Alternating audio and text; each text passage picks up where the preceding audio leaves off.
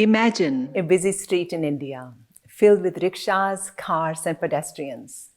In the middle of one, in my hometown Moradabad, my mother and I were riding a man-pulled rickshaw. And my mother suddenly yells at the rickshawala to stop. I must have been about 10 or 11 years old, and I was totally confused by my mother's action. Noticing a man on the street corner hitting a young boy, my mother, dressed in a bright colored sari, I still remember she was wearing a yellow sari, leapt out of the rickshaw and went straight to the stranger. "Brother," she said in a commanding voice, standing right in front of the child, "please don't hit him. He's too young to understand his mistake." I still remember how afraid I was as I watched this scene. I thought the man would become angry with my mom for interfering in their personal family matter. But to my surprise, he was not angry at all. The man did give a strange look at my mother, this woman standing right between him and his son. He stopped hitting and grumbled something under his tongue. The boy ran away and disappeared into the bend of the street. In this instance, my mother appeared to have disrupted this father's anger toward a little boy who was not her own. I could not grasp how she was able to stop this father's anger. To be honest, I was a bit annoyed with her for risking her life and embarrassing me in this very public scene that she had created. Now, many years later, I came to realize a different understanding of that act of intervention through my study of Mohandas Gandhi. Gandhi introduced me to his method of truth force or love force. And it forever changed how I saw what my mother did on that busy street in Moradabad. But what is truth force, you may ask? Gandhi teaches us that truth is more than simply speaking the truth. For Gandhi, truth is life force. It is love force, is soul force, which manifests itself in all kinds of acts of courage. Gandhi's term for holding on to the truth is Satyagraha. Holding on to truth manifests itself in the courage to intervene nonviolently. This may require a willingness at times to take suffering upon oneself in those acts of courage. Scholars of civil resistance and nonviolent struggle define truth force as nonviolent action, of course, which can take many forms. Gene Sharp, a prominent scholar of nonviolent theory, supplies us with an extensive list of terms for these acts. He defined as nonviolent direct action and civil resistance. Sharp elaborates on the tactic of physical intervention. It is the act of placing one's body as a barrier between a person and the objective of that person's work or activity. Such action makes the actor physically vulnerable. What happened in my mother's case? This intervention is a kind of emotional pressure.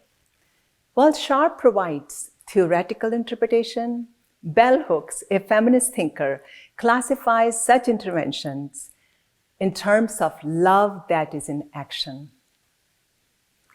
Dr. Martin Luther King Jr. visited India, Gandhi's land, to find inspiration for his fight against the hatred and injustice inflicted upon African Americans.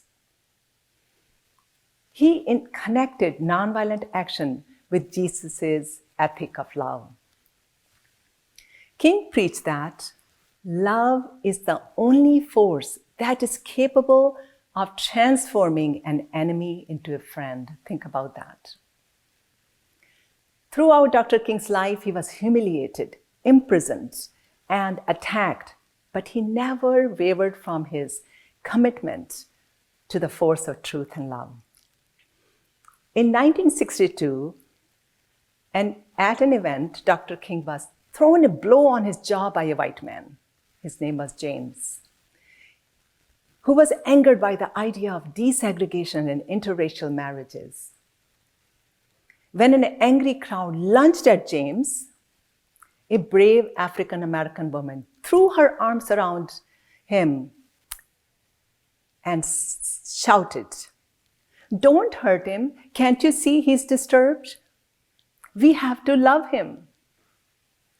In her one act of wrapping her arms around him, the woman had manifested the power of truth force, love force, which King had been teaching and had mirrored in his own life and actions. Not an easy task to do. Well, in the popular Star Wars films, Yoda tries to explain to his young apprentice, Luke Skywalker, the Force. Force is not domination, but it is energy that is around us and binds us. Yoda taught Luke that to use this kind of force requires fearlessness. Well, I'm not surprised that George Lucas was influenced by the many tales of Hindu, Buddhist, and Jain mythology. Tales that show the power of Satyagraha, the power of this truth, that love is always more powerful than mighty weapons that only destroy and perpetuate the cycle of hate. Truth force is founded on two fundamental principles. One, recognize that we are part of one family. It is our moral duty to uphold the dignity and protection of every member of this collective family. However, what is most challenging in living this truth force practice is that this family circle includes everyone. Yes, everyone. The friend, the oppressor, the enemy. Think about that. In the dictionary of Satyagraha, there is no enemy, declared Gandhi. Gandhi always engaged with his critics and bestowed utmost humanity to British authorities. The Dalai Lama, the esteemed leader of Tibet and a living example of compassion in our times, proclaims, "We 7 billion human beings, emotionally, mentally, physically, are the same." The second principle of truth force involves faith in the power of love and justice. Diana Prince says in The Wonder Woman, "If loss makes you doubt your belief in justice, then you never truly believed in justice at all." We can lean into this faith when we appeal to the moral conscience of the wrongdoer and use methods of resistance strategically, holding on to the faith that they will withdraw their support of the wrong acts and laws. In practice, truth force faithfully deploys various tactics: civil disobedience, marches, non-cooperation tactics, dialogues, sit-ins, for example. The ones we saw recently for the recent months, right? To expose and question structures of all that is opposite of love and life. The hatred that shows itself in laws, institutions, socioeconomic systems, and keeper of those laws and systems. As a scholar of Gandhi's philosophy, I have become acutely aware that truth force has not been widely or consistently understood. T-shirts like "Gandhi says peace," "Gandhi says relax," Gandhi will never say relax. Rosa Parks' image with slogans like, "If I can sit down for freedom, you can stand up for your children." All of these misconstrue the power of this potent force of truth and revolutionary love. Truth force is more than the protests, more than the boycotts. It is the power that is generated through being on the right side, being on the side of justice, being on the side of love that is mobilized through various tactics, but always grounded in love force. Gandhi emphasized that this force may be used by individuals as well as by communities.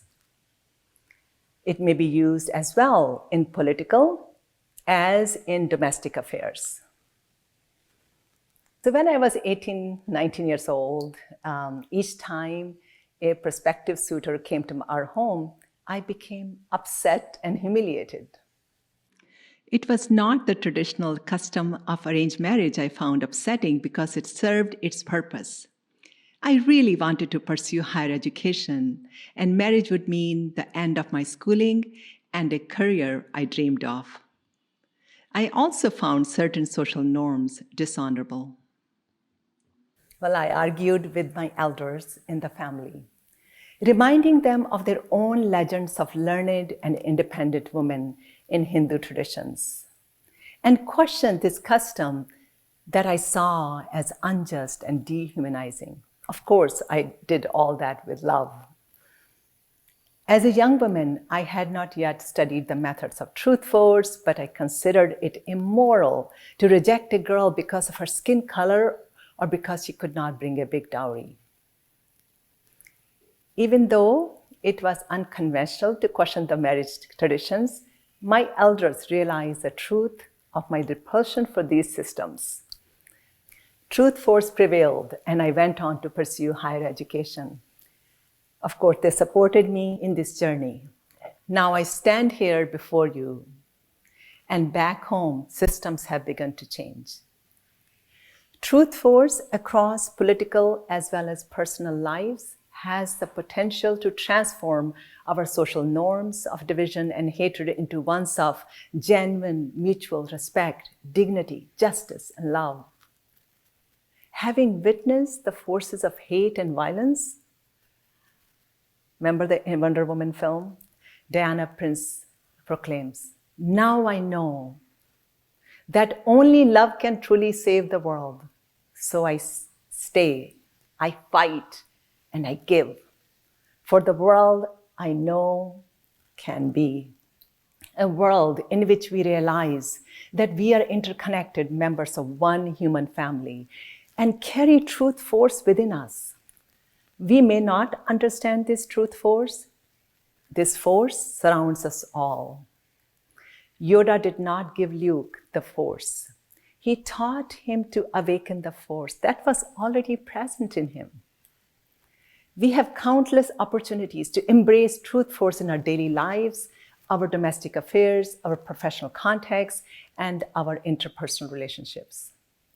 The truth is that not all of us are able to do the work of justice in public protests, but most of us are able to see the difference between what is right and just and what is wrong and inhumane. Acts of interference, however small, even on a busy street in Muradabad and at home, have the potential to disrupt the cycle of hate, violence, indignation, and oppression, opening the way to just and a loving society. May truth force be with you. My name is Dr. Veena Rani Howard. I am a professor of Asian religious traditions in the Department of Philosophy at Fresno State University. I also hold the endowed chair in Jain and Hindu Dharma. Thank you.